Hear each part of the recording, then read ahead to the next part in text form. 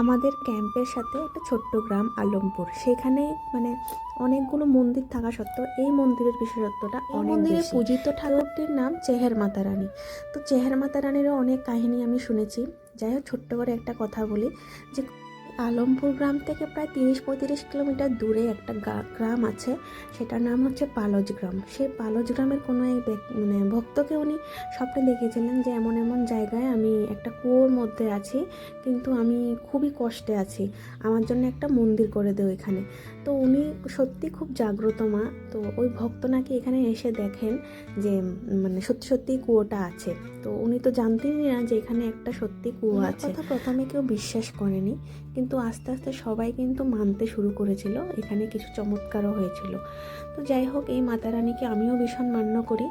তো যেহেতু এই অনুষ্ঠানটা ছিল রাত্রেবেলা, তো সেই জন্য সেখানে আমার এক ফ্রেন্ডের বাড়িতে আমি বিকালবেলা সেখানে আজকে মাতা রানীর জন্মদিন ছিল। তো পালজ গ্রামের অনেক পরিবার মিলেই নাকি এখানে খাওয়া দাওয়ার আয়োজন করেছিল। তো সবাইকে নিমন্ত্রণ জানিয়েছে এই গ্রামের সবাইকে। তো আমার ফ্রেন্ডও আমাকে ফোন করে বলেছিল যে আজকে এখানে পুজো হবে, আসতে। তো দেখো, এখানে 56 ভোগ লাগানো হয়েছে, আর মন্দিরটাকে কত সুন্দর করে সাজানো হয়েছে। তো এগুলো আমি অনেক আগেও একবার দেখেছিলাম। তো রাত্রেবেলা এখানে খুব সুন্দর গরবাও হবে, কিন্তু আমি থাকতে পারবো না। তো যাই হোক, এখানে দেখো কত সুন্দর খাওয়ার ব্যবস্থা করেছে, যে যার যার মতো করে খাচ্ছে। এই সিস্টেমটা খুব ভালো লাগে আমার কাছে। তো যাই হোক, অনেক বেশি খেতে পারি এই জন্য।